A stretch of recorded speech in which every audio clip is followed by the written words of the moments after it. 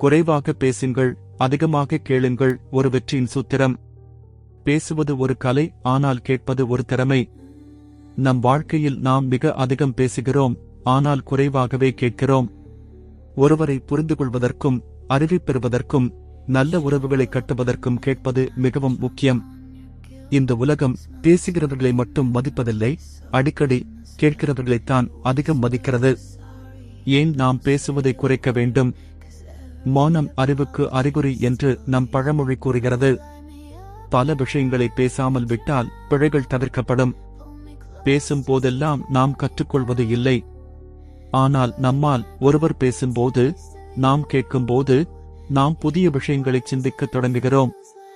அதிகமாக பேசுபவர்கள் குறைவாகவே கேட்கிறார்கள். இது பெரும்பாலும் விஷயங்களை தவறாக புரிந்து கொள்வதற்கும் வழிவகுக்கிறது. கேட்பது அறிவின் வாயில். நாம் அதிகம் பேசும்போது நாம் தெரிந்த விஷயங்களைத்தான் மீண்டும் மீண்டும் சொல்லுகிறோம். ஆனால் நாம் கேட்கும்போது மற்றவர்களிடமிருந்து புதிய அனுபவங்களை பெறுகிறோம். அவர்களின் பார்வையை புரிந்து கொள்கிறோம். நம் அறிவை விரிவுபடுத்துகிறோம். ஒரு நல்ல தலைவராக மாற வேண்டுமா? முதலில் ஒரு நல்ல கேட்பவராக மாறுங்கள். கேட்பது உறவுகளுக்கு பாலமாகும்.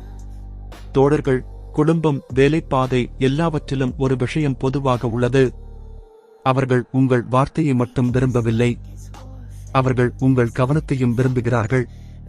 அவர்கள் பேசும் போதெல்லாம் கண்களில் நேரடி பார்வை, முழு கவனம், நடுவே குறுக்கிடாமல் கேட்பது, இவை அவர்களுக்கு ஒரு சின்னதானாலும் பெரிய மரியாதையை காட்டும். அந்த மரியாதை உங்கள் மீது நம்பிக்கையை கூட்டும். உண்மை நேர்த்தியானவர்கள் அதிகம் கேட்பவர்கள். உலகின் மிகச் சிறந்த பேச்சாளர்கள் முதலில் சிறந்த கேட்பவர்கள். அவர்கள் மற்றவர்கள் எப்படி பேசுகிறார்கள் என்பதை கவனிக்கிறார்கள். அவர்கள் சொல்கின்ற வார்த்தைகளை உணர்ச்சியுடன் புரிந்து கொள்கிறார்கள். பேசும் முன்னர் யோசிக்கிறார்கள். அதனால்தான் அவர்கள் சொல்வதற்கு எடை உண்டு. வெற்றி ஒரு கேள்வி. நீங்கள் பேசுகிறீர்களா? கேட்கிறீர்களா? நீங்கள் ஒரு சந்திப்பில் இருக்கிறீர்கள் எனக் கொள்க. நீங்கள் எல்லாவற்றையும் பேசுகிறீர்கள், மற்றவர்கள் பேசவிட மாட்டீர்கள். அந்த சந்திப்பு உங்கள் விழிப்பில் முடிந்தாலும் மற்றவர்களுக்கு அது பிடிக்காமல் போகலாம். அதே நேரத்தில் நீங்கள் வினாக்கள் கேட்டு ஆர்வமாக கேட்கிறீர்கள் என்றால் மற்றவர்கள் மதிப்புடன் உங்கள் மீது ஈர்ப்பு கொள்வார்கள். நம்முடைய சொற்கள் நம்மை விவரிக்கின்றன, ஆனால் நம்முடைய சுமூகமான கேள்வி மற்றும் கேட்பது நம்மை உயர்த்துகிறது.